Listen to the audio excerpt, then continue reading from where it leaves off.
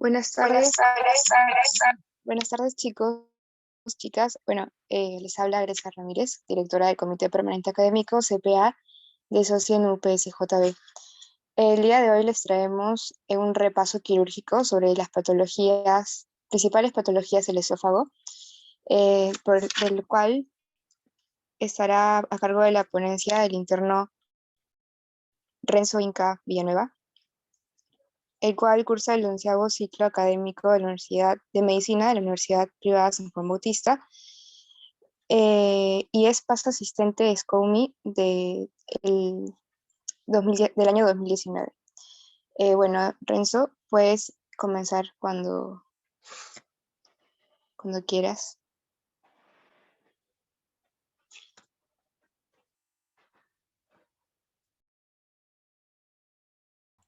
¿Me puedes habilitar para compartir? Sí, claro.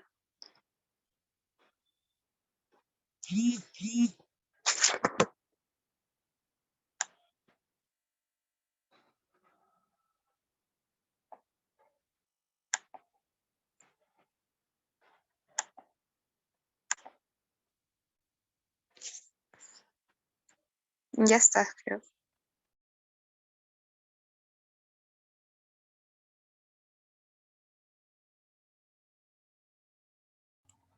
¿Se puede ver la pantalla? Sí, se puede observar. Ya. Bueno, gracias. Gracias por invitarme para esta ponencia. Y bueno, vamos a comenzar, ¿no? Vamos a hablar hoy día de distintas patologías sobre el esófago. Bueno, y vamos a comenzar. Pero antes que nada vamos a recordar algunos puntos esenciales de anatomía, histología, básicamente, y fisiología, para poder entender las distintas patologías del esófago, que no son muy complejas. He hecho unos cuadros de resumen en general de las grandes patologías del esófago. Y bueno, dentro de la anatomía, esta imagen izquierda me gustó mucho porque nos permite ubicarnos estructuralmente y tiene relación con lo que es anatomía eh, en relación a otros contextos, ¿no? Como por ejemplo, podemos observar que a nivel de C6, de la cervical C6, podemos encontrar que encontramos el cartílago cricoides, ¿no? Entonces nos podemos ubicar estructuralmente donde inicia el esófago, y que a la mano izquierda podemos ver que dice 15 centímetros.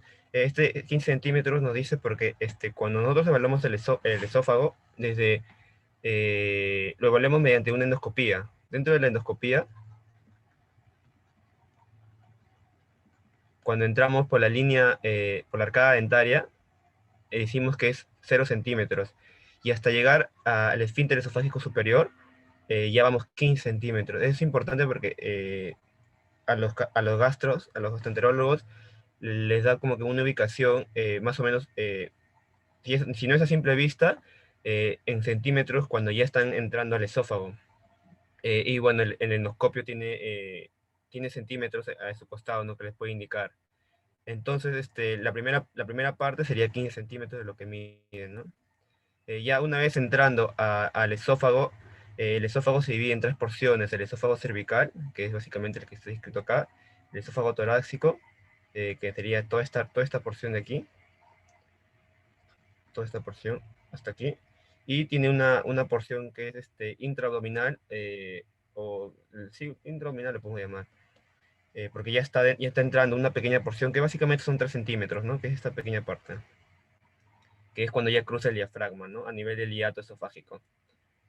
Y toda esta porción, toda esta parte de acá, toda esta parte del esófago, aproximadamente 25 centímetros mide. ¿Por qué es importante?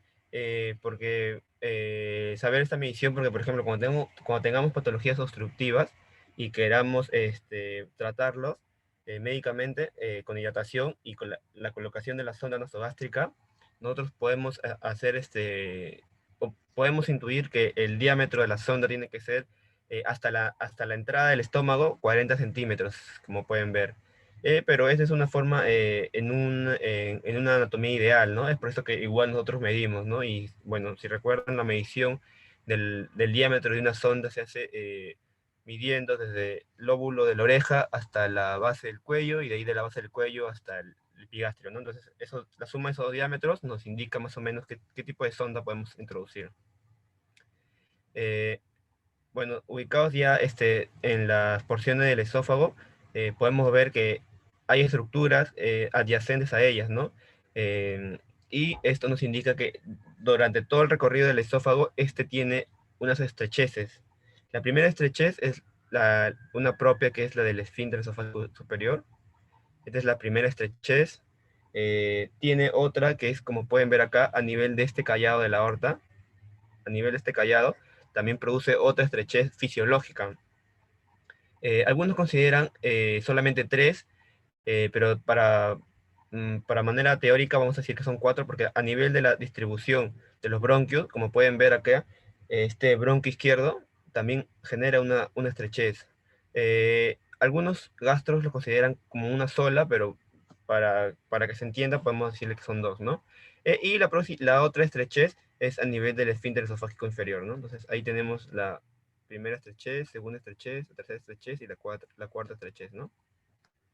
Es importante porque porque debemos saber que sí tiene, porque al nosotros evaluar una radiografía tenemos que saber que sí tienen pequeñas estrecheces, ¿no? Y no confundirlo con otras estructuras como membranas o anillos, ¿no? Que posiblemente puedan llevarnos a confusión. Qué más es importante en esta imagen? Por ejemplo, que acá yo hablé de un hiato. Eh, a nivel del diafragma, nosotros sabemos que pasan estructuras importantes de la cavidad torácica hacia la cavidad, hacia la cavidad abdominal. Estas estructuras, estas estructuras pasan a nivel de tres hiatos. El, el hiato de la... yo me acuerdo porque hay una mnemotecnia que es SEA, ¿no? El antígeno carcino embrionario.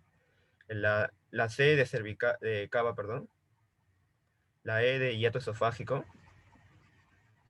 Y la A, de aórtico, ¿no? Entonces, el hiato de la cava pasa a nivel de D10, y en ese orden de 2, de 8, perdón, acá es de 8, esofágico a nivel de D10 y el hiato aórtico a nivel de 12. Esto es importante porque suelen preguntar eso, ¿no?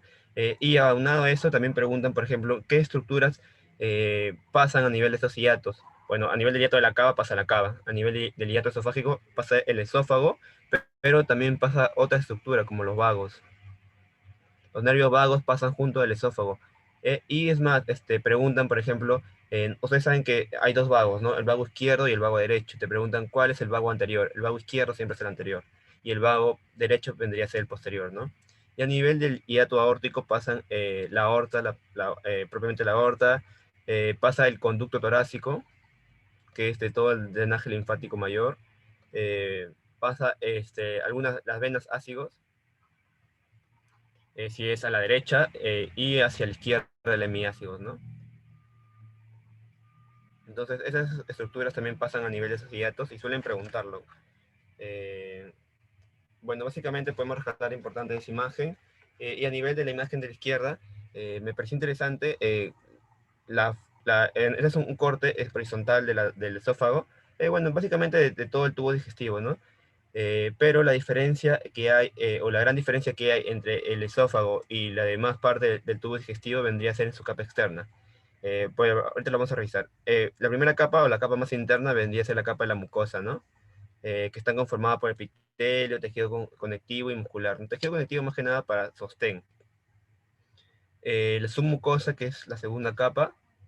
Importante saber esto porque cuando hablemos de cáncer de esófago vamos a hablar del TNM, y dentro del T, que básicamente es hablar de la longitud del tumor, va a depender de qué estructura está comprometido, ¿no? Importante que cada la submucosa porque tiene un plexo que lo inerva, que vendría a ser el plexo de Meissner, y yo me acuerdo que queda en su mucosa porque tiene la M y la S, miren. M y S de su mucosa. A diferencia en la muscular propia, que encontramos el plexo de Auerbach. ustedes saben que en todo el tracto gastrointestinal, dentro de la muscular propia, está el famoso cile, ¿no? Circular interna y longitudinal externa. Eso es a nivel de todo el sistema gastrointestinal, pero el estómago tiene una capa más. El estómago tiene la circular interna, la oblicua media y la longitudinal externa. Entonces, esa es la diferencia de la muscular propia en el estómago. Y en la última capa que vendría a ser la serosa o adventicia. ¿Por qué? O adventicia porque el esófago en su parte cervical y la parte torácica no tiene serosa, tiene adventicia. Y en su parte intraabdominal, o sea, en esta porción sí tiene serosa, al igual que todo el tracto gastrointestinal, ¿no? Posterior. Y esta es una diferencia importante porque la serosa básicamente es un tejido que cubre o que protege y evita la expansión de esos órganos hacia vecindades, ¿no? Como por ejemplo en los tumores. eh, en los tumores gastrointestinales van a ver que desde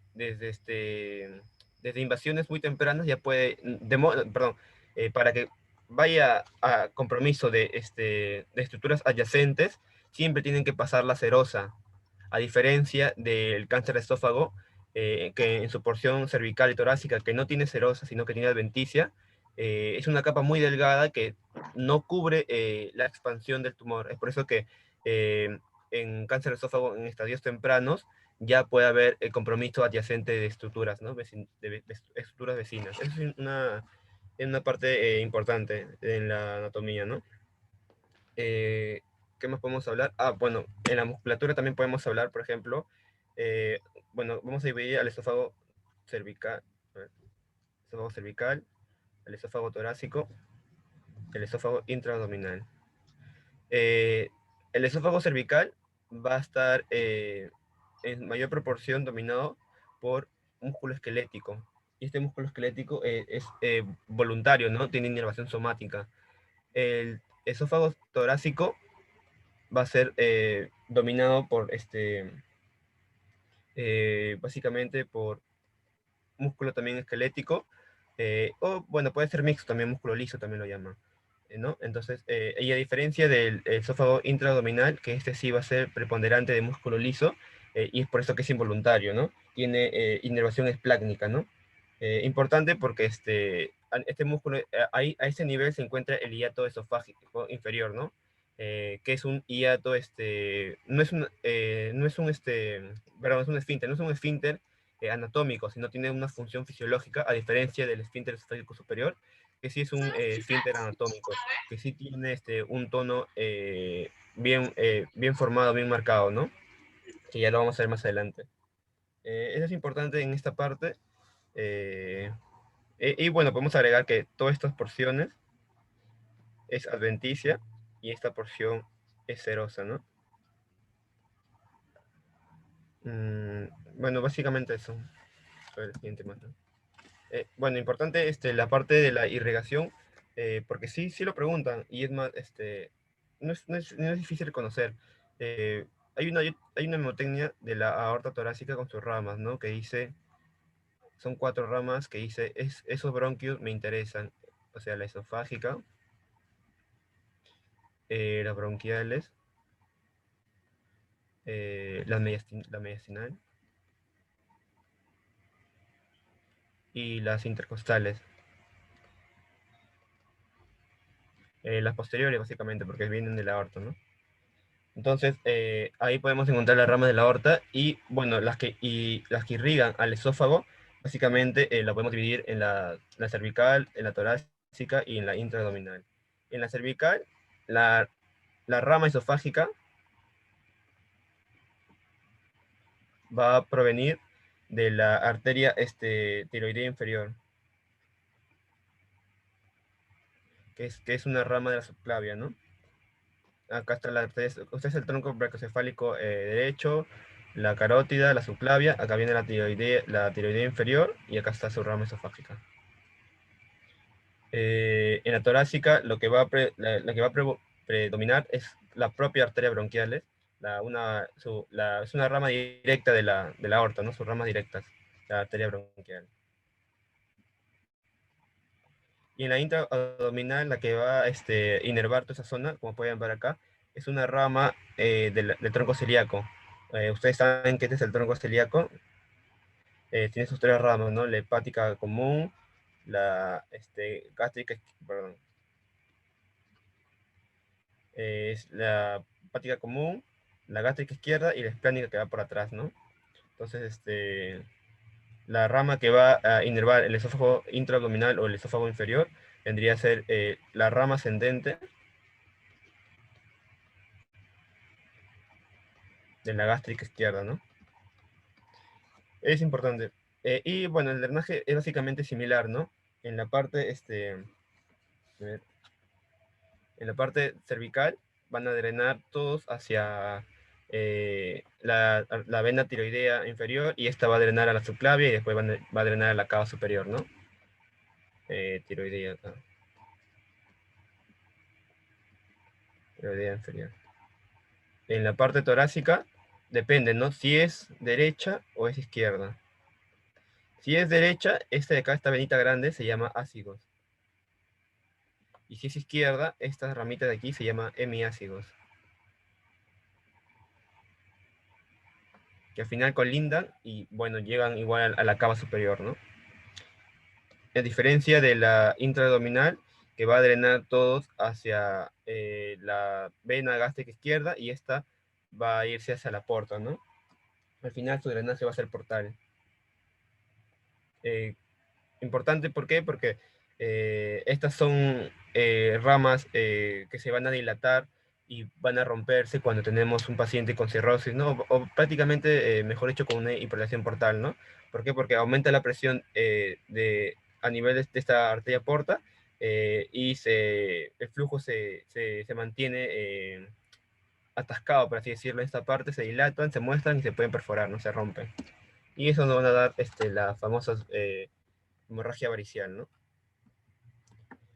Aquí una imagen de la parte de la inervación, donde podemos ver el plexo de Meissner, que es submucoso, el plexo de Auerbach, que está en la parte muscular, y bueno, la otra inervación, la gran inervación del nervio vago, ¿no?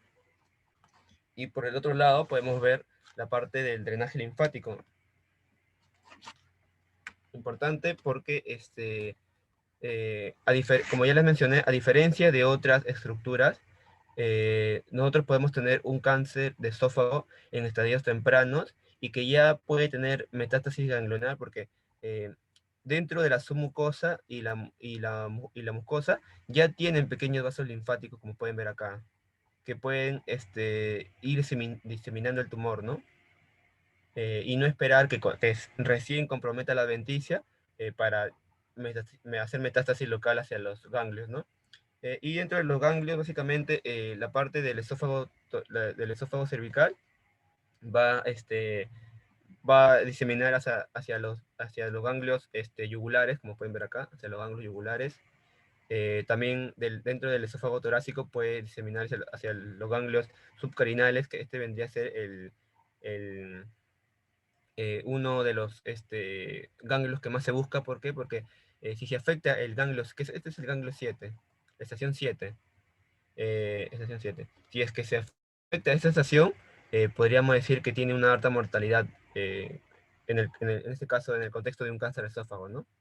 Tenemos también los ganglios periliares, y también tenemos los ganglios de la gástrica izquierda, ¿no? Importante esa parte. Y, por ejemplo, bueno, eso lo podemos hablar en cáncer de esófago. Y bueno, que hay un resumen de las arterias y de las venas, ¿no? Como ya les dije, la arteria tiroidea inferior que da su rama esofágica, las arterias bronquiales que dan su rama, dan una rama al esófago torácico y, bueno, la arteria gástrica izquierda, ¿no? Y dentro de las venas tenemos en la parte superior a la vena tiroidea inferior, en la parte del esófago medio están las venas ácigos y hemiácigos, y en la parte del esófago inferior está la gástrica izquierda, ¿no?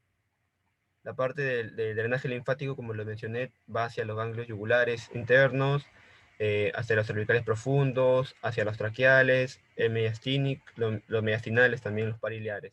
Y la inervación es la que yo le mencioné, ¿no? Básicamente es por el nervio vago Y pues la parte motora es por los plexos, ¿no? El plexo entérico y el plexo mucoso. Entonces, ya hablando dentro de la patología, encontramos a la disfagia, que es uno de los grandes síndromes esofágicos que podemos encontrar. Pero antes, para hablar de disfagia, quería hablarle de lo que es las ondas peristálticas.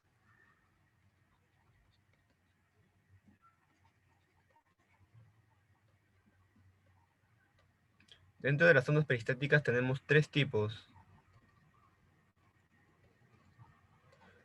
Las ondas 1 y 2 son las fisiológicas, y se podría decir que las ondas peristáticas tipo 1 son aquellas que van a barrer el bolo alimenticio o se van a estimular con la comida y van a barrer propiamente todo el bolo alimenticio, pero pueden haber pequeños restos. Entonces, estos restos van a estimular que vuelvan a aparecer otras segundas ondas que vendrían a ser estas ondas peristálticas de tipo 2. Estas son ondas, ambas son ondas de propulsión, ¿no? Van a barrer todo el bolo alimenticio restante, ¿no? Y lo van a llevar hacia el estómago. Pero las ondas peristálticas tipo 3, estas sí son patológicas. Y se caracterizan porque son ondas desordenadas. Ustedes saben que las ondas vienen desde de arriba o sea, su dirección es así, ¿no? Ya, en las ondas tipo 3 pueden ser para arriba, o hay múltiples focos donde pueden iniciar, ¿no? Pueden iniciar en varios lados. Y básicamente eso lo vamos a identificar en la manometría, ¿no? Y bueno, y no barren el bolo, ¿no? Obviamente.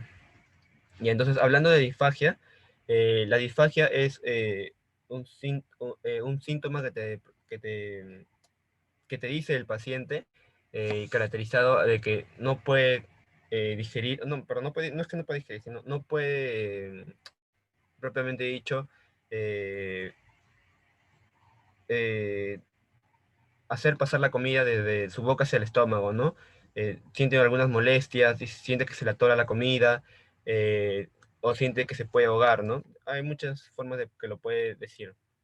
Entonces, importante saber distinguir, mejor dicho, a la disfagia en dos, ¿no? A la orofaringia y a la esofágica. Eh, y el tiempo es importante, ¿por qué? Porque si la disfagia se inicia ni bien ha ingerido o ha empezado a deglutir, eh, podemos hablar de que es una disfagia orofaringia, ¿no? Inicia con la deglución y, bueno, se da básicamente en los primeros segundos, no casi un segundo, pero un poco exagerado, no es en los primeros segundos. Y la clínica que puede tener es una tos, la aspiración o sensación de ahogo, ¿no? A diferencia de la disfagia esofágica, que vendría a ser eh, un- una clínica después de la deglución, ¿no? O sea, ya pasó la comida y con la, no sé, a la mitad del plato, o casi terminando el plato, o posterior al plato, siente que se le queda atragantada la comida, ¿no? Entonces, eso es a lo que diferencia una disfagia orofaringia y esofágica. Y básicamente habría que diferenciarlo, ¿por qué? Porque las patologías que causan estos dos tipos de disfagia son distintas, ¿no? El paciente con disfagia esofágica va a tener la sensación de un bolo que se detuvo, ¿no? De que el bolo alimenticio se detuvo, ¿no? Y bueno, dentro de la clínica va a tener molestia retroesternal, va a tener regurgitación. Esto es importante porque hay que diferenciar lo que es regurgitación, regurgitación con la pirosis.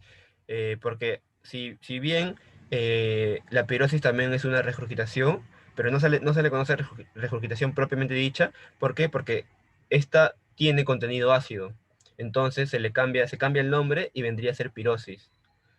Algunos gastros lo distribuyen así, ¿no? Regurgitación ácida igual a pirosis, y regurgitación alcalina, ¿no? Que es básicamente regurgitación propia, que es el contenido del esófago hacia la boca, ¿no?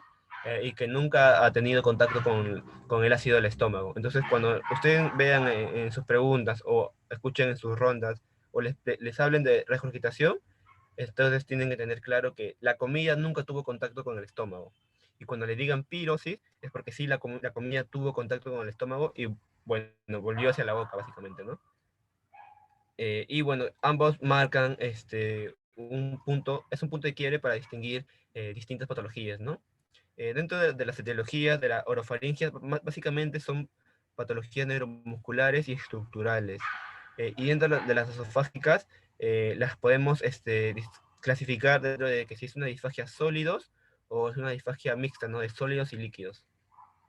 Dentro de causas neuromusculares, bueno, tenemos patologías, una de las más frecuentes es el ACV, la esclerosis lateral amiotrófica, esclerosis múltiple, Parkinson, poliomielitis, etcétera, ¿no? Y dentro de las estructurales tenemos a neoplasias, el carcinoma, infecciones como por ejemplo el divertículo de Senker, ¿no?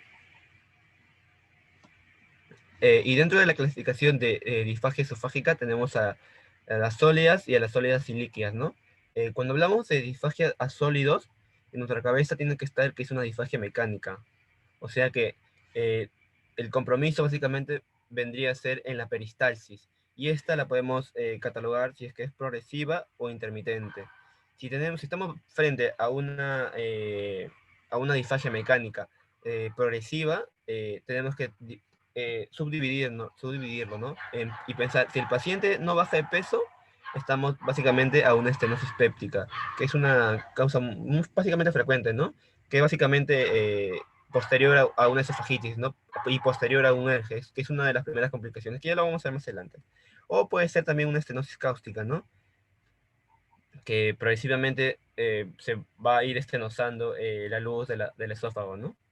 Y si baja de peso y es más de 50 años, bueno, pensar propiamente en un cáncer.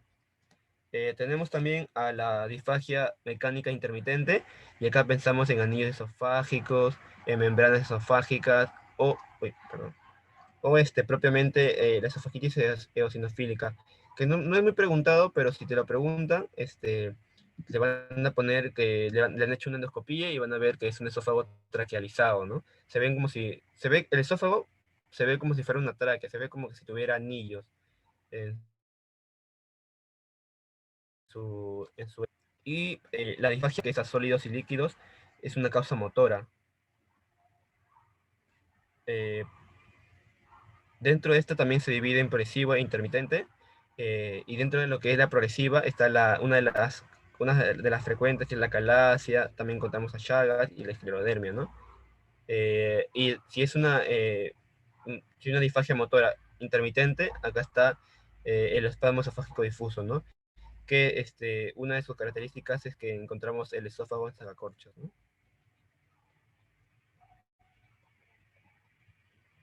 Que creo que tengo una imagen más adelante para poder verla. Entonces ya, ahora sí, entrando de lleno a las patologías, vamos a iniciar con lo que es los divertículos. Y aquí básicamente los dividen a los divertículos en divertículos superiores, medios, inferiores. Dentro de los superiores encontramos que es al más frecuente, que vendría a ser el divertículo de Stenker. Este es un divertículo por pulsión. Un divertículo por pulsión y es falso.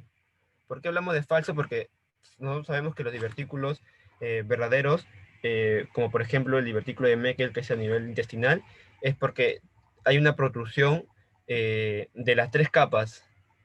El divertículo es como una herniación de la mucosa, submucosa y muscular a través de la serosa, ¿no? Y sale. Y este divertículo falso solamente tiene mucosa y submucosa, ¿no? No tiene muscular. Es por eso que se llaman falso. Y esta protrusión es a nivel de este triángulo, que es el triángulo de Killian, que lo va a formar el músculo cricofaringio, que es este de aquí, y el músculo, el músculo constrictor inferior de la faringe, que son estas de aquí, estas ondas. El músculo constrictor inferior de la faringe y el cricofaringio nos van a dar esta zona de debilidad, ¿no? Que le llaman triángulo de Killian y que por ahí protruye. Y si se pueden dar cuenta, es posterior. ¿Por qué? Porque acá está el esófago, la tráquea, perdón, la tráquea es anterior, el esófago es posterior, y posterior al esófago está esta zona, una zona de debilidad, ¿no? Que es el triángulo de Killian. Importante porque si lo preguntan, a través de dónde protruye el triángulo, el divertículo de Sanger, ¿no? Y bueno, básicamente el cricofaringio es el que da el esfínter esofágico superior. Y bueno, la clínica que da, te da disfagia, como ya lo vimos. Esta disfagia no es muy clara, algunos mencionan que puede ser orofaringia, algunas mencionan que es esofágica propiamente dicha, pero queda, igual el paciente no sabe cómo explicarlo de manera correcta, ¿no? Te dice que por rato sé si es al inicio, que después es posterior, pero no es el síntoma característico, ¿no? Lo que caracteriza al divertículo de Schenker es la litosis. ¿Por qué? Porque al ser una herniación o una formación secular, la comida puede, perdón, la comida puede entrar al esófago como puede entrar al divertículo, ¿no? Y con el tiempo se puede podrir la comida y bueno, va a generar lo que es la litosis, ¿no? Entonces la litosis es el síntoma cardinal, al igual que también puede tener regurgitación, puede haber rumiación o aspiración, ¿no? Que es una de las complicaciones que más se temen, ¿no? Porque puede hacer neumonía aspirativa y puede complicarse el paciente, ¿no? Eh, bueno, ya le mencioné que es el mecanismo que es por pulsión. Esto se refiere porque aumenta la presión intersofágica y protruye a través del triángulo de Killian, ¿no? Dentro de sus complicaciones, bueno, como todo divertículo se puede perforar, su complicación es la hemorragia, puede ser fístulas esófago-cutáneas, que son fístulas complicadas, ¿no? Son difíciles el cierre y que en su gran mayoría llevan a cirugía, ¿no? Y también se puede complicar con con un cáncer epidermoide, que ya les voy diciendo que es el cáncer más frecuente a nivel del esófago, ¿no? El diagnóstico, básicamente, eh, es clínico, pero se puede firmar con un esofagograma varitado, ¿no? Que vamos a ver una imagen más adelante, donde se puede ver la estructura sacular o el divertículo propiamente dicho en la región posterior, ¿no? El tratamiento depende. El tratamiento va a depender de cuánto mide el divertículo. Por ejemplo, si es un divertículo menos de 2 centímetros, se hace miotomía del cricofaringio. Si es un divertículo entre 2 y 4 centímetros, se hace una diverticulopexia. Se hace una diverticulopexia. Y aparte también se corta un poco el cricofaringio, ¿no? Más miotomía. Pexia es que se sujete el saco hacia una estructura, ¿no? Pexia es como que sujetarlo en la estructura hacia otra estructura y que quede fijada, ¿no? Y si es mayor de 4 centímetros, aquí ya se hace una diverticulectomía. Vamos a ponerlo acá, ectomía.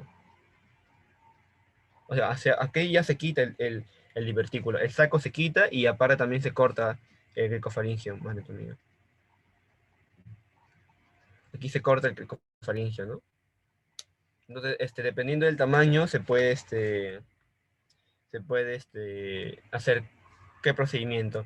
E incluso actualmente se está haciendo este procedimiento. Antes se hacía, mejor dicho, es preferente que se haga por cirugía abierta, ¿no? Pero ahora los gastros ya se están, mediante el endoscopio, están haciendo avances muy importantes y hasta esta diverticulectomía lo hacen por endoscopio, ¿no? Y le están quitando chamba a los cirujanos generales. Pero acá en Perú no hacen, o no, creo que en el Revaliati nomás hacen, pero no es muy usual verlo, ¿no? En otros hospitales. Pero para que sepan que ya se está haciendo por vía endoscópica, ¿no? No hay tratamiento médico, solamente es endoscópico y quirúrgico, ¿no? Básicamente. Eh, yo les mencioné que el diagnóstico es por esofagograma varitado, ¿sí? Pero también es necesario hacerle una endoscopía, perdón. ¿Por qué es necesario? Por esto, porque esta complicación, porque el divertículo de Sanger se asocia a un NM epidermoide, ¿no? Entonces, por esta es la razón que se tiene que hacer igual una endoscopía, ¿no? Después, también hay otro divertículo superior que es el divertículo de Killian-Jamieson, que también es un divertículo falso y protruye por el triángulo de Leimer. ¿Cuál es el triángulo de Leimer? Es la estructura de aquí.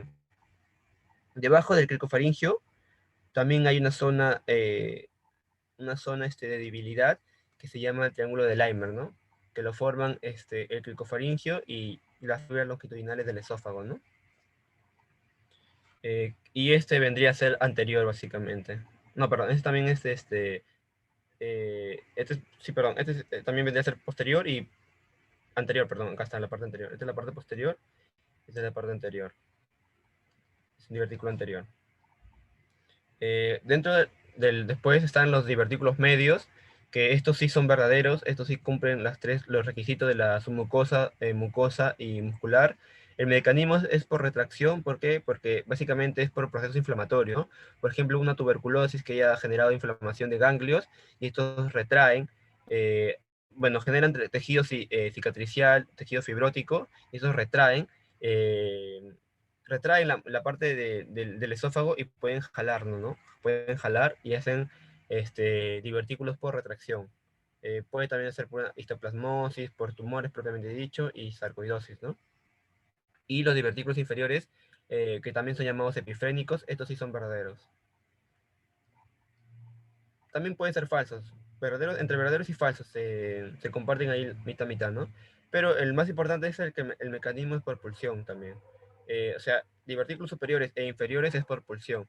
Y estos son secundarios también a otras causas. Por ejemplo, una calasia.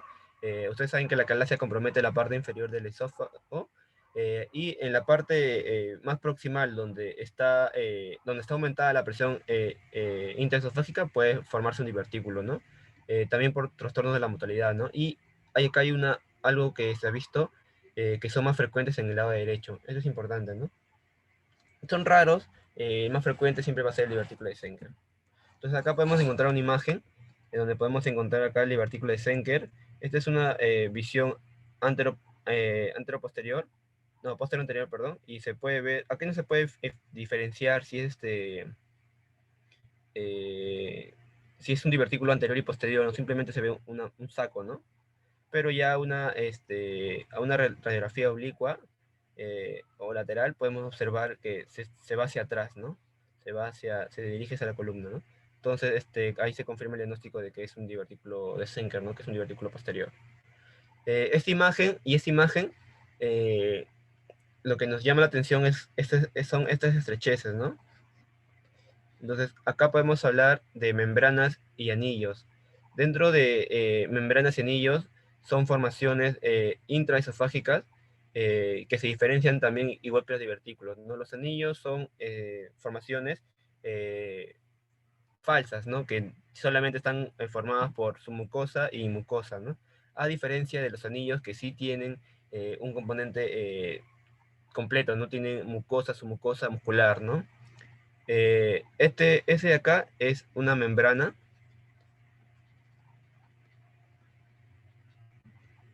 y básicamente las membranas afectan el esfínter, perdón, afectan lo que es a la parte del esófago superior, ¿no? La región superior. eh, Básicamente, cuando hablamos de membranas, se tiene que venir a nuestra cabeza un síndrome que sí es preguntado, el síndrome de Plummer-Vinson, que es más frecuente en mujeres, y tiene una triada, ¿no? Que es disfagia, porque las membranas generan disfagia, ¿no? Porque disminuyen la luz. Probablemente la membrana esofágica,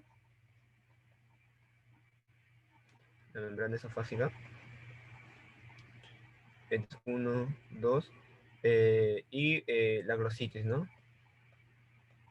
También hay anemia, algunos glositis o anemia le ponen, anemia ferropénica. Pero también se puede asociar a coiloniquia, que es las uñas en cuchara, ¿no? También se ha visto que se asocia a NM epidermoide.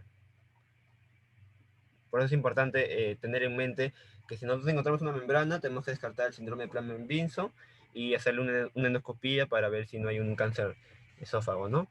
Y en nuestro lado izquierdo, si se dan cuenta acá, solamente hay compromiso de un lado.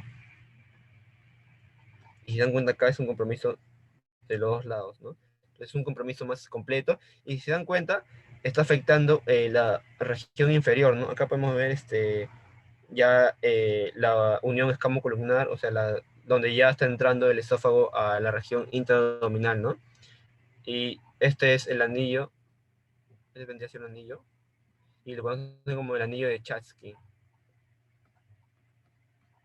Chatsky, Chatsky.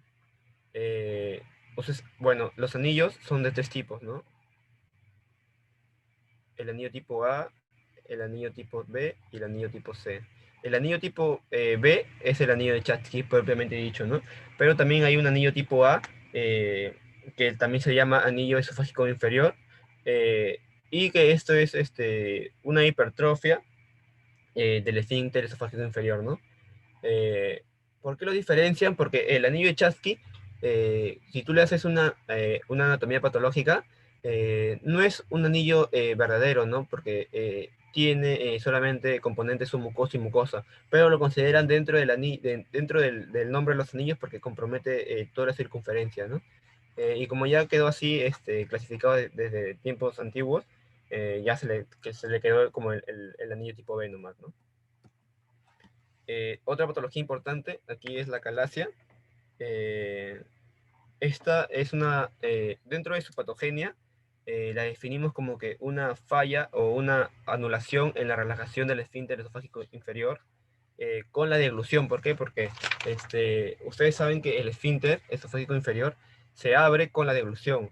Porque si, no, si nosotros nunca deglutimos comida, los esfínteres, tanto superior como inferior, van a mantenerse cerrados. ¿Por qué? Porque no es como la tráquea, que sí tiene aire en su luz, ¿no? El esófago no tiene aire en su luz, siempre va a estar colapsado. Esa es una buena, es un buen punto, porque el esófago siempre va a estar colapsado. No tendría que tener aire. Por eso falla en la relajación del esfínter inferior con la deglución. Y esto nos traduce que el esfínter va a estar hipertónico, ¿no? Esta es lo que tienen que llevarse, ¿no? Que es un esfínter hipertónico. Dentro ya de la fisiopatología va a haber una denervación de células inhibitorias. Eh, nosotros, el esfínter esofágico inferior eh, tiene un tono. El tono va a estar entre 10 y 35, bueno, acá está, entre 10 y 35 milímetros de mercurio. Si estuviera el tono aumentado, hablaríamos de una calasia. Y si estuviera disminuido, hablaríamos de un ERG. Es importante que se lo lleve. Otra cosa, el esfínter esofágico inferior se relaja con la deglución.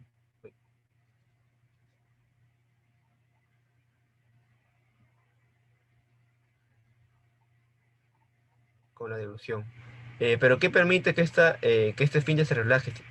Bueno, tiene componentes hormonales, ¿no?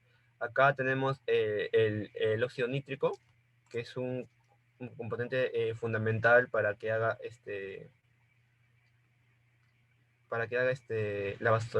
se relaje el esfínter inferior. Y también tenemos el péptido intestinal activo, ¿no?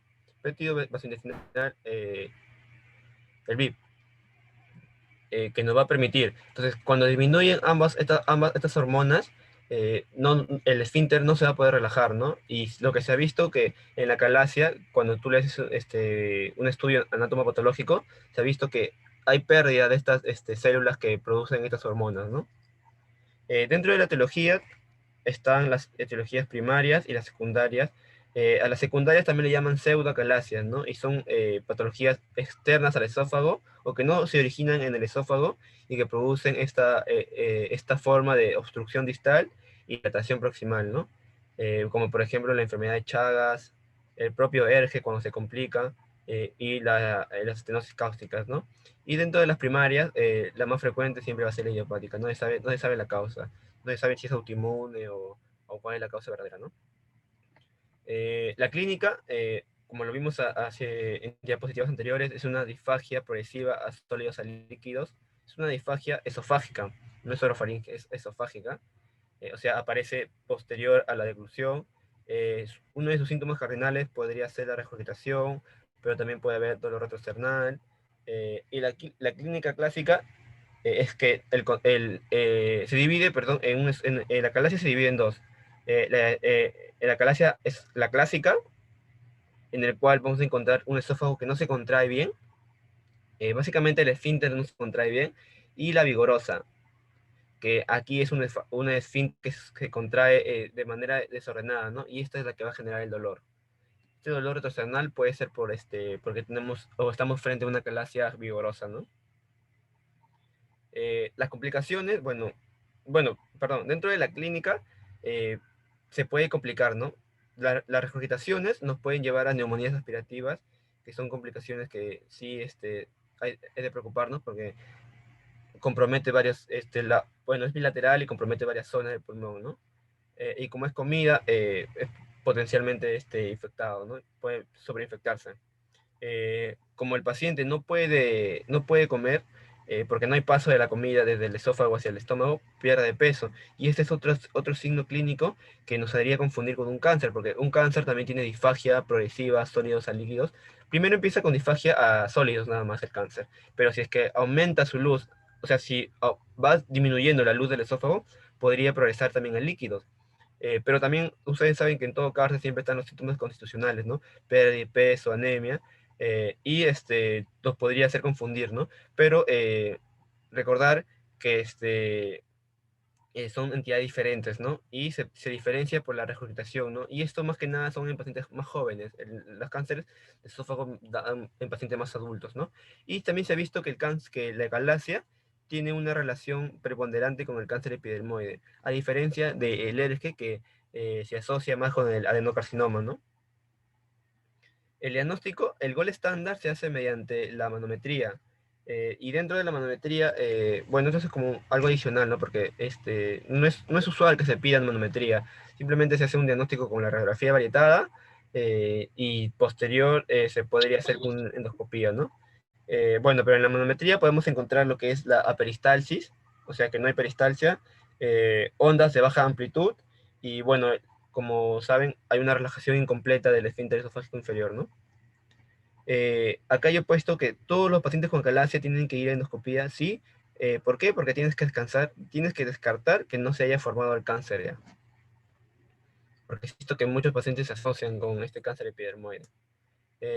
Pero si les preguntan cuál es el examen inicial, eh, es el esofagograma varietado, ¿no? Y acá podemos encontrar el pijo de pájaro o la punta del lápiz, o como lo quieras llamar, ¿no? Como te lo puedes aprender para que lo puedas relacionar tú, ¿no? Porque hay varias formas de llamarlo. No se hace una endoscopía de inicio, ¿por qué? Porque está el riesgo de perforación, ¿no? Entonces se espera que se enfríe, por así decirlo, el cuadro, y ya posteriormente se hace la endoscopía. ¿Por qué se hace la endoscopía? Porque al final también tienes que hacer el tratamiento. El tratamiento inicial siempre es con dilatación del balón. Primero intentas una dilatación con balón. Si recidiva, puedes hacerlo hasta 2 veces. Es más, la recidiva es con esta técnica de dilatación es casi preponderante, o sea, obvio que va a volver, porque al final eh, es una entidad que eh, ha denervado esa zona, y al final el músculo tiende a contraerse, ¿no? El segundo paso podría ser aplicación de toxina botulínica. Puedes usar fármacos como relajantes, como los nitratos o los antagonistas de calcio, como el nifedipino, ¿no? Pero se ha visto que estos igual tienden a recidivar, ¿no? Y bueno, tienes que hacer su endoscopía periódica para evaluar que no se esté formando el cáncer, ¿no? Pero dentro del tratamiento hay uno que tiene el que tiene mayor costo efectivo, ¿no?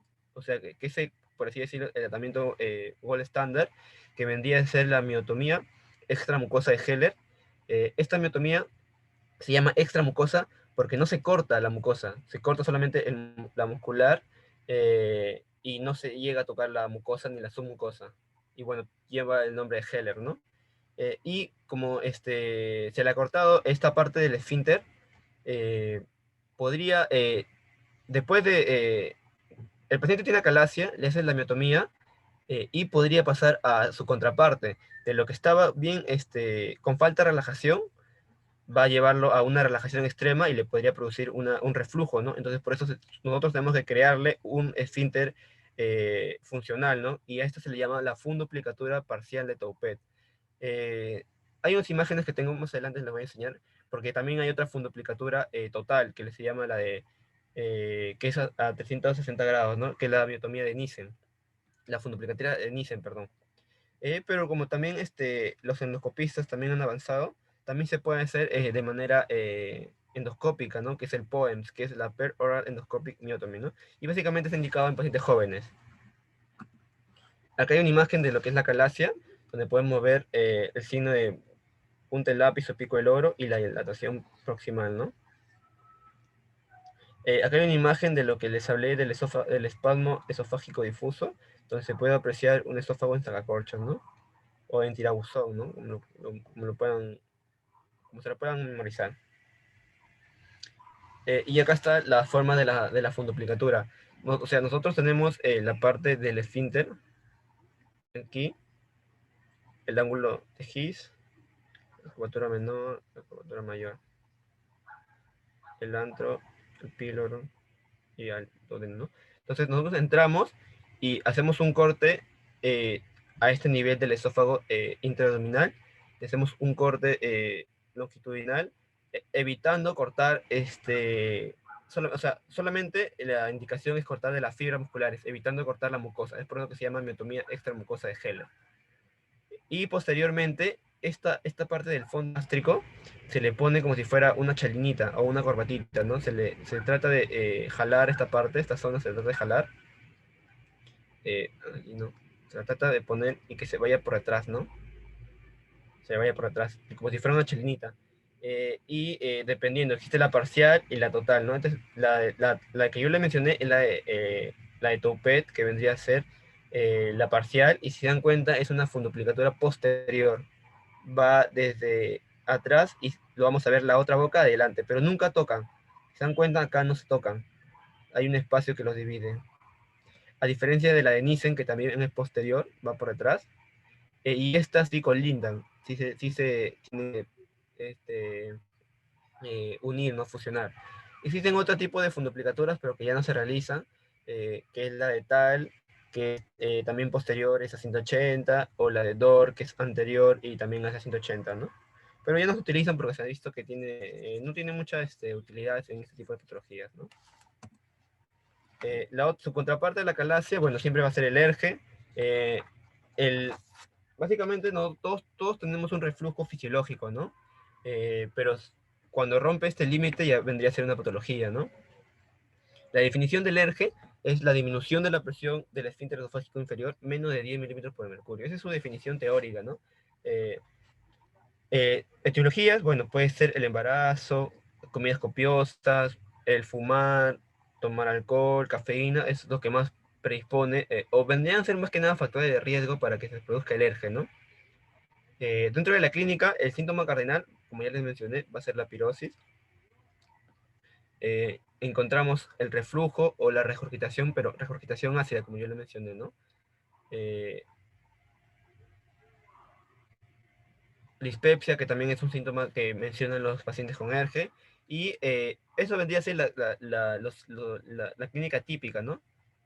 Pero también hay clínica típica, que también le llaman como manifestaciones extraesofágicas, como dolor torácico, tos, sinusitis, asma, ronquera, otitis media aguda, laringitis, caries o erosiones dentarias, ¿no? Esto es básicamente porque como es contenido ácido, eh, que, eh, que pasa del estómago al esófago, puede irritar estructuras vecinas, pero al momento de subir, ¿no?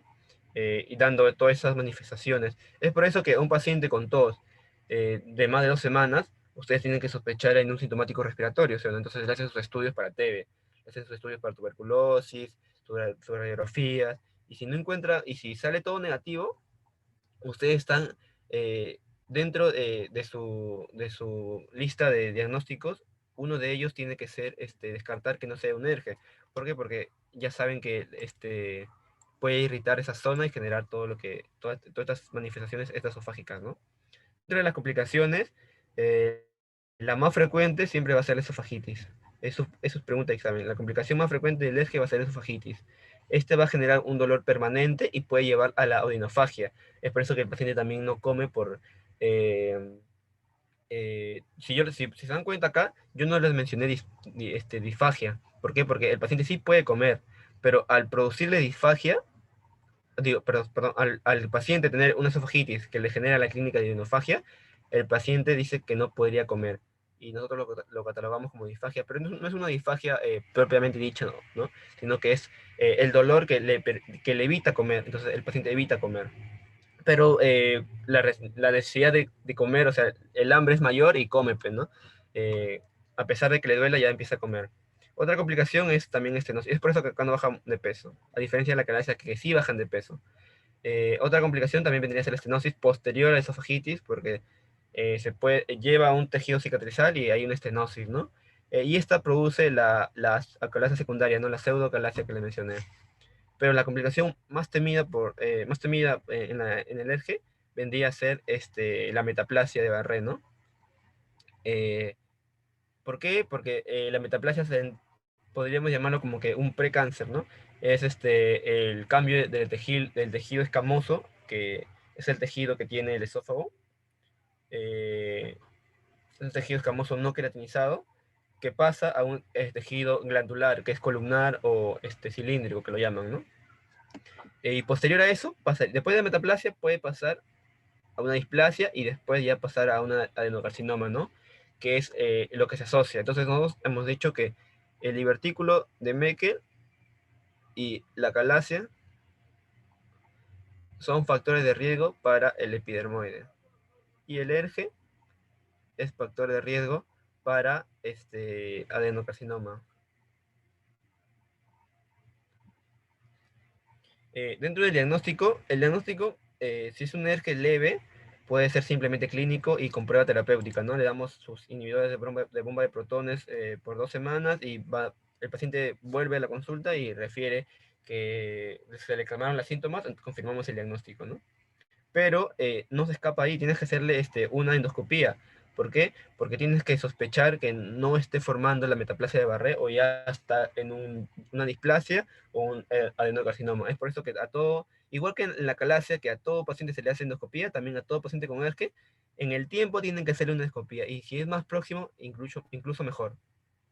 Pero cuando hay indicaciones de endoscopía en la primera visita, o sea, ni bien te dice el paciente que tiene esta clínica y tú sospechas de ERGE y tú tienes, o sea, tú sospechas que tiene ERGE, ¿cuándo indicarías endoscopía de inicio?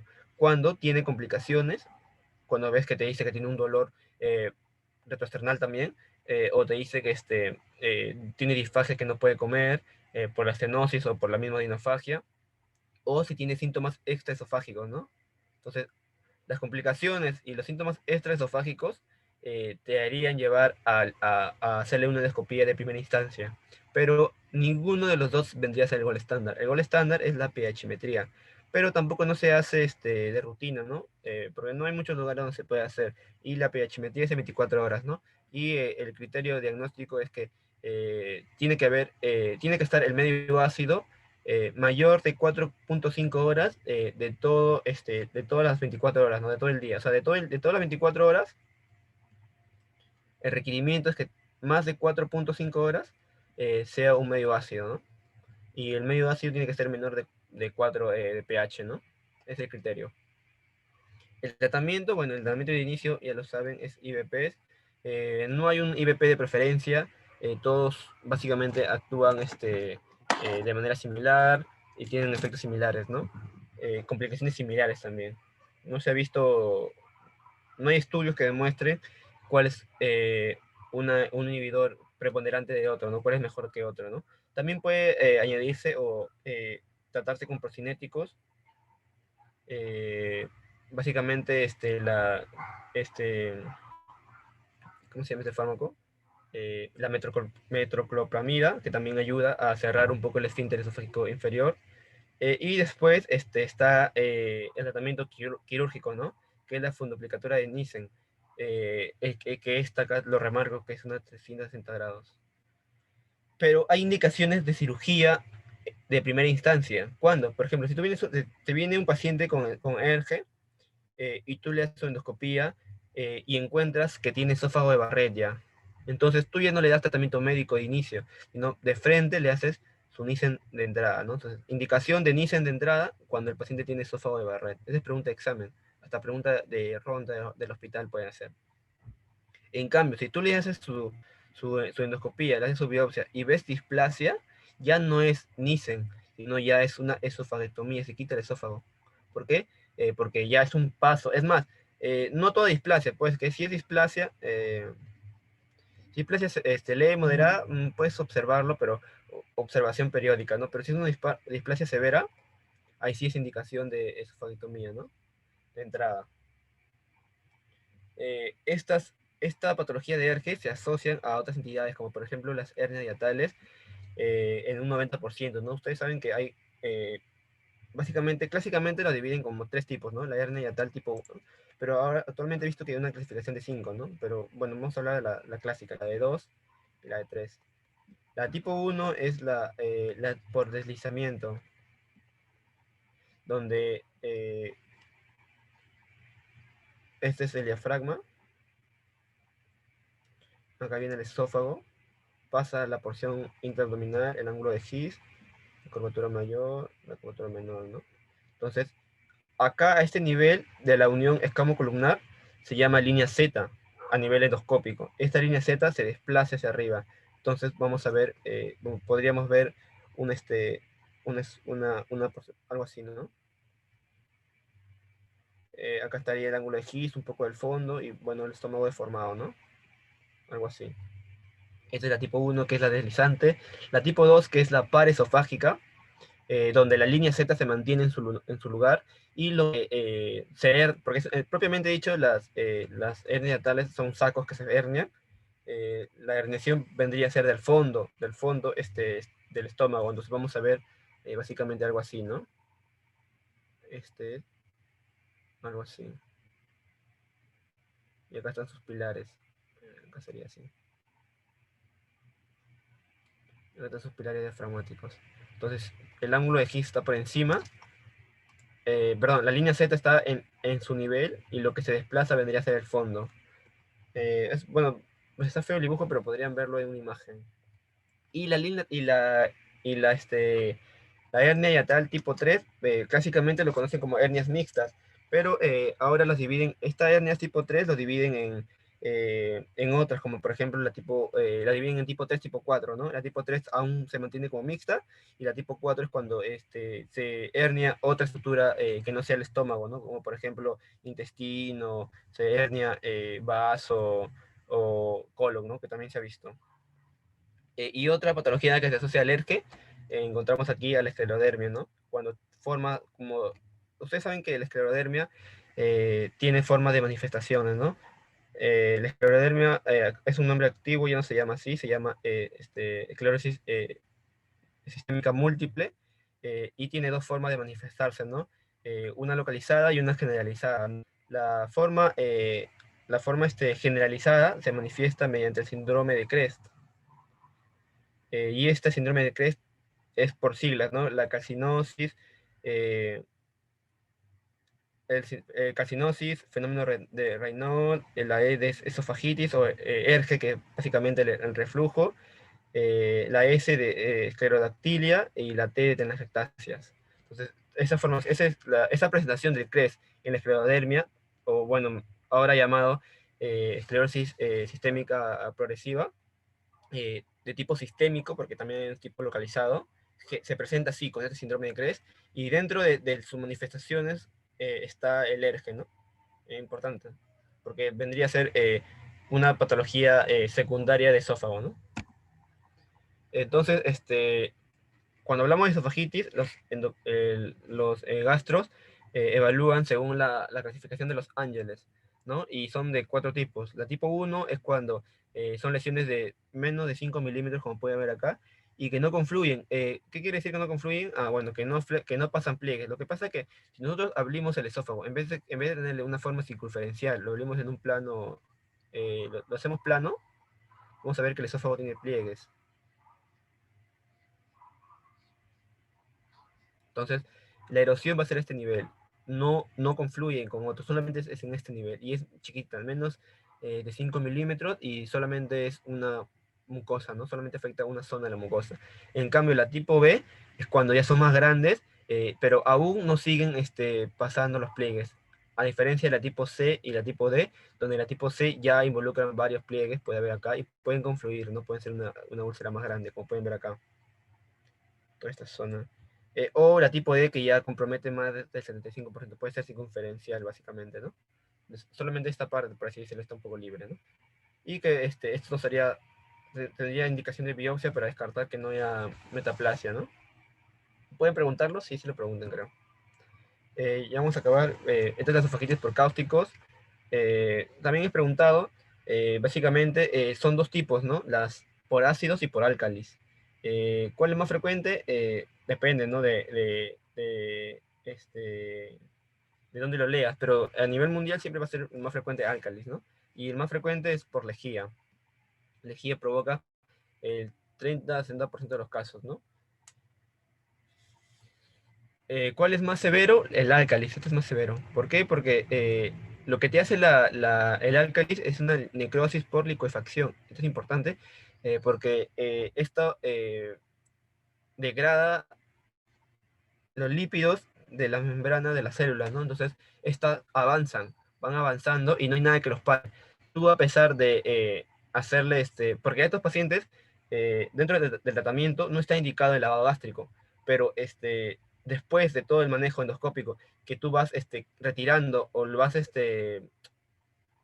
hidratando, no para, a diferencia del ácido que hace una necrosis por coagulación. Esta necrosis por coagulación, tú le quitas el medio ácido, le quitas todo lo ácido que está corroendo y para. Es por eso que estas lesiones son superficiales, son de escasa profundidad, o sea, solamente son superficiales, como tu nombre dice anterior, y son menos graves, no son escaras que son duras, pero de menos gravedad. A diferencia de lo de álcalis, que la necrosis es inmediata, ni bien tiene contacto con la lejía, es por eso que no sé si a algunos le habrá pasado que, no sé, estaba lavando su inodoro y estaba lavando con lejía y salpicó un poquito en el ojo y le arde como los mil demonios, y a pesar de que se echen agua, igual sigue ardiendo, y el dolor es inmediato, es por eso, ¿no? Es rapidísimo el dolor. La penetración es brutal y avanza incluso al cesar la exposición, como dice acá. Y bueno, también se asocia a un edema importante, ¿no? Y bueno, que esta es más grave, es por eso que es más severa. Entre entre un ácido y un álcalis, más miedo hay que tener en el álcalis, ¿no? No se hace una endoscopía de primera instancia porque se puede perforar el esófago, perdón. La indicación es entre las 6 a 24 horas posterior, porque puede haber un riesgo de rotura. Y esto me da paso a decirles que dentro de los traumas esofágicos, el más frecuente siempre es iatrogénico. Y dentro de la iatrogenia es por hacer endoscopía. Y esto más se produce por eh, no tanto por inexperiencia de los, eh, de los endoscopistas, sino más que nada porque cuando recién se inició la endoscopía, se vio que todo el mundo quería hacer, entonces quería aprender, y se vio que en patologías donde ahora son necesarias, se hacían de primera mano y estaba el riesgo de perforar, ¿no? Y bueno, también está en menos cantidad el riesgo por ejemplo, de residentes que también están aprendiendo de primer año y bueno, pueden perforar, ¿no? Y bueno, lo que tienen que llevarse es que la causa de trauma esofágico más frecuente siempre es la iatrogénica, ¿no? Y por endoscopía. Dentro de las complicaciones de esofagitis por cáustico está la mediastinitis, que es algo que también se teme bastante porque tiene una alta mortalidad. Y acá una forma de diferenciarlo está el signo de Hammond, ¿no? Que es una ocultación de un crujido, un crépito sincrónico al latido cardíaco, ¿no? Y en la zona del precordio. Ustedes saben que en la zona del corazón no tendría que haber crépitos. Es más, no se tendría que ocultar este murmullo vesicular, ¿no? Porque ahí está el corazón y no está la zona. Es el mediastino, no hay zona pulmonar, no hay tejido pulmonar. Y este signo de Hammond nos traduce que hay un enfisema mediastínico, ¿no? Porque ustedes saben que en el esófago hay pase de aire, bueno, pasa aire al mediastino y se oculta, ¿no? Esa parte. Otra complicación es la estenosis, y esa estenosis nos lleva a una pseudocalacia. Y también se ha visto que la esofagitis por cáustico es un factor de riesgo brutal para cáncer epidermoide. Tiene un off ratio de 40, o sea, si tú tienes una esofagitis cáustica, tienes 40 veces más, 40 veces más probabilidad de desarrollar un cáncer de esófago. Y el principal vendría a ser epidermoide. Entonces llevamos tres patologías. El epidermoide se asocia a tres patologías: acalasia, el Meckel, y el otro vendría a ser el de acá, ¿no? Los cáusticos. No se debe hacer un lavado gástrico de inicio. ¿Por qué? Porque puedes expandir la zona de necrosis. No se debe inducir las náuseas y los vómitos. Solamente se tiene que hidratar, poner en un EPO, bueno, la analgesia correspondiente. Y si es un dolor muy brutal o el paciente está inquieto, que esto puede sedar, ¿no? Y el tratamiento, bueno, el tratamiento básicamente podría ser este de aquí, que es la transposición colónica, que es, no sé si tengo una imagen. Bueno, acá está una imagen, pero este es de cáncer de esófago, ¿no? Que es el último tema. Pero básicamente eso también se hace en cáusticos, ¿no? Si se dan cuenta, acá está el esófago todo lesionado a la parte posterior, y esto es colon. Cortan el colon transverso y lo posicionan, ¿no? Por delante, lo ponen en el mediastino anterior, ¿no? Por delante del corazón, por delante del esófago, perdón. Mediastino posterior, perdón. Ustedes saben que el esófago está en el mediastino posterior, pero lo ponen por delante del esófago y juntan, ¿no? La parte del estómago. Bueno, aquí no se ve el estómago, ¿no? Pero en una transposición colónica para esofagitis por cáusticos, sí se conectaría la parte superior del estómago con la parte de la parte superior del esófago, ¿no? O sea, como que la ruta ya no vendría por el esófago, sino vendría por el colon y después volvía otra vez al estómago. Aquí le han quitado el estómago porque es un cáncer de esófago, pero así no debería ser en la esofagitis cáustica, ¿no? Pero es como que un ejemplo para que lo vean. Y en el tratamiento de la mediastinitis sí es más complejo, ¿no? Ahí tiene que entrar el cirujano general con el cirujano de tórax, ¿no? Y lo que se tiene que hacer es se tiene que bloquear lo que es el paso del esófago, o sea, se tiene que bloquear el esófago y ponerle tubos de drenaje torácico en el mediastino, ¿no? Y es un poco más complejo porque eh, eh, se tiene que hacer como que se tiene que abrir el mediastino, hacerle una comunicación de la parte del mediastino con la pleura, con la cavidad pleural, para que después, cuando nosotros pongamos algo que se llama toracoclisis, que es pasarle fluido a esa parte del mediastino, nosotros después de exponer la parte de la zona mediastinal con el espacio subpleural, o perdón, con el espacio pleural, eh, ese líquido que estamos poniendo, que es básicamente cloruro de sodio, discurra del mediastino hacia el espacio pleural, y después nosotros le hagamos le pongamos un tubo de drenaje torácico en ambos lados para que ese líquido caiga por gravedad hacia esa zona. O sea, por ejemplo, imaginemos que este es el pulmón izquierdo, perdón, el pulmón es así, y acá está el corazón, ¿no? Sus grandes vasos, corazón. Ya. Acá está el mediastino. Nosotros tenemos que hacer una fístula, o bueno, hacer una abertura entre el mediastino y la cavidad pleural, ¿no? Una fístula entre la cavidad pleural. Tenemos que conectar el mediastino con el espacio pleural para que nosotros después en la parte superior hagamos una toracoclisis, que es inyección de cloruro de sodio nomás. Por goteo pasa eh, y va lavando el mediastino, porque es lava, por goteo va lavando y esto va discurriendo, ¿no? Discurre al espacio pleural y después nosotros le ponemos un tubo de drenaje. Y esto discurre y sale después. Es como hacerle un lavado al mediastino, ¿no? Es una cirugía bien compleja. Es una cirugía bien compleja.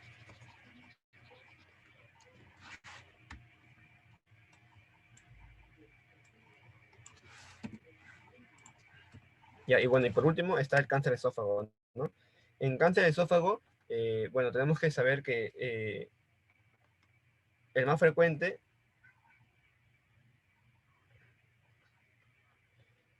a secas es el epidermoide. Pero si nos dicen más frecuente en la porción superior, porción media, en la porción inferior, ahí cambia. Si es superior y media, sigue siendo el epidermoide. Si nos hablan de la porción inferior, aquí cambia. Aquí sería el adenocarcinoma, ¿no? Pero si nos dicen a secas, epidermoide, porque compromete 2/3 del esófago, ¿no?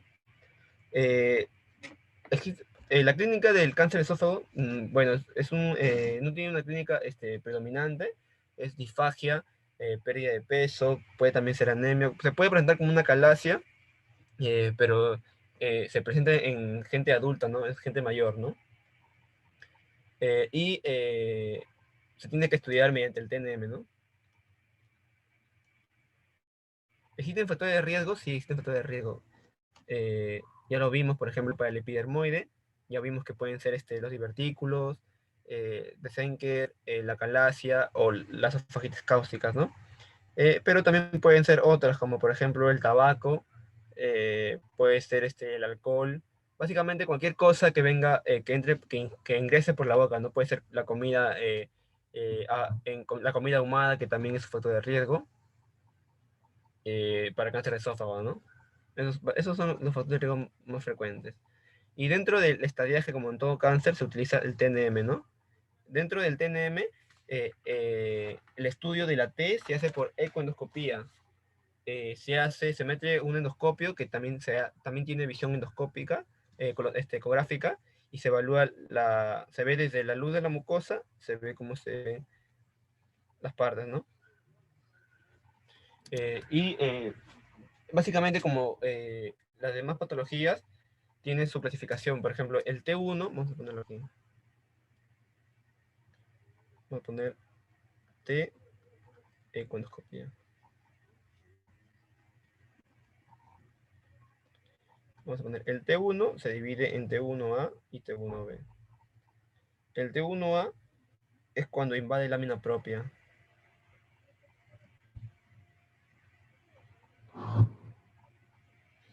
El T1B es cuando invade la submucosa.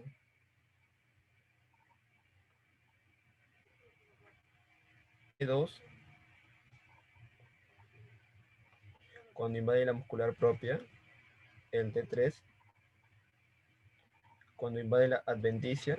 Y el T4, cuando afecta estructuras vecinas, ¿no?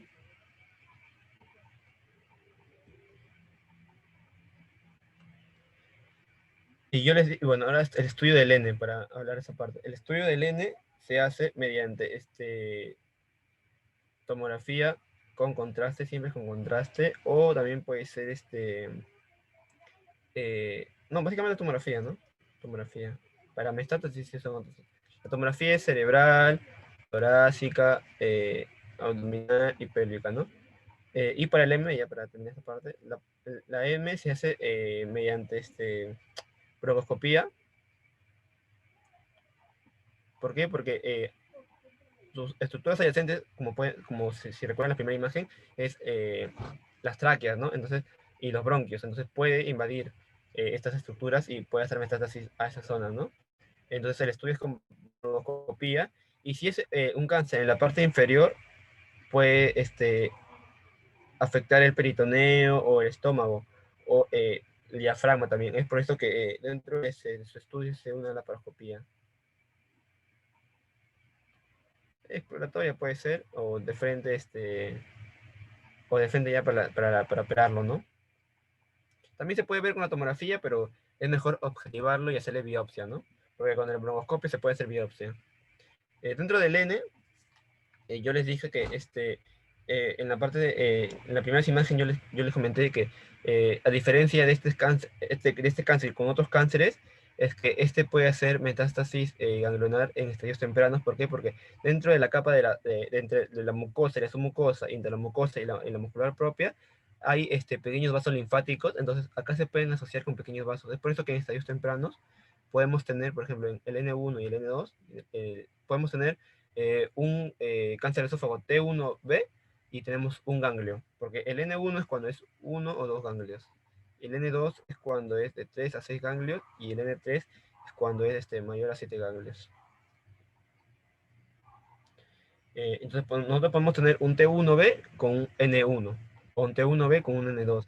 Y esto en el estadiaje no implica mucha malignidad. O sea, bueno, ya sabemos que es maligno, pero no implica mucha gravedad, porque tiene drenaje linfático en estructuras más próximas a la luz, ¿no? A diferencia de otros tumores, como por ejemplo un tumor de colon donde si hay compromiso ganglionar, ya podemos hablar que es un cáncer avanzado, o si es o en otro tipo de cáncer, ¿no? Como mama, o ovario, ¿no? Yo qué sé. El tratamiento, bueno, una vez identificado el cáncer, se puede hacer elevación gástrica, o sea, se retira, se hace una esofagectomía y se eleva el estómago, ese es el estómago, y se le da la forma de un esófago, ¿no? Porque no entraría, no llegaría al mediastino si tuviera la forma del esófago, ¿no? Con sutura mecánica se le da la forma, ¿no? Entonces, si este fuera el estómago, con sutura mecánica se le va cortando acá, se le va cortando y bueno, se le estira y tiene la forma del estómago, ¿no? Entonces se retira y da la forma de un esófago, ¿no? O se puede hacer la transposición colónica, ¿no? La interposición colónica. Y bueno, al ser un cáncer epidermoide, ustedes cuando escuchen epidermoide tienen que tener en cuenta que siempre eh, son sensibles a la radioterapia, ¿no? Los epidermoides sí son sensibles a la radioterapia. A ellos sí le puedes poner, después de hacer cirugía y antes de la cirugía, o sea, previo a la cirugía, se le puede hacer una radioterapia neoadyuvante.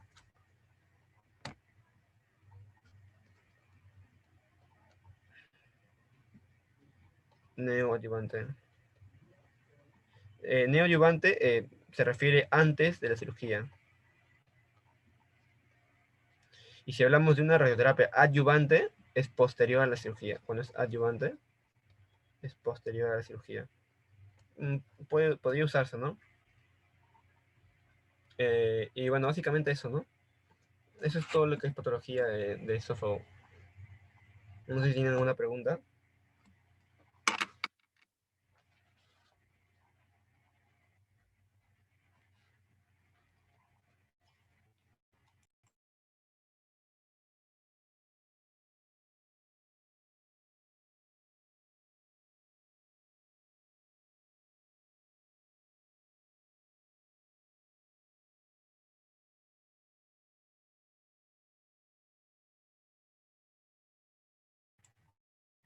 Hola.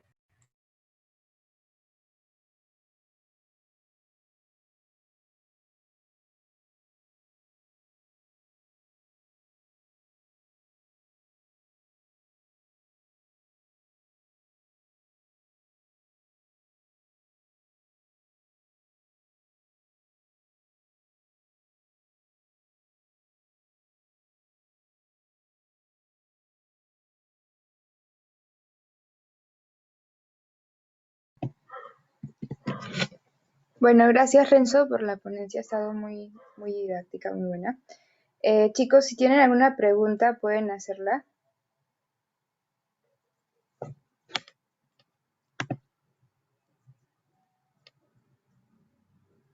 Si no hay ninguna pregunta, voy a mandar el post-test para que ya lo puedan realizar. Al igual que el pretest, van a tener 15 minutos para realizarlo, así que por favor manden a tiempo sus respuestas.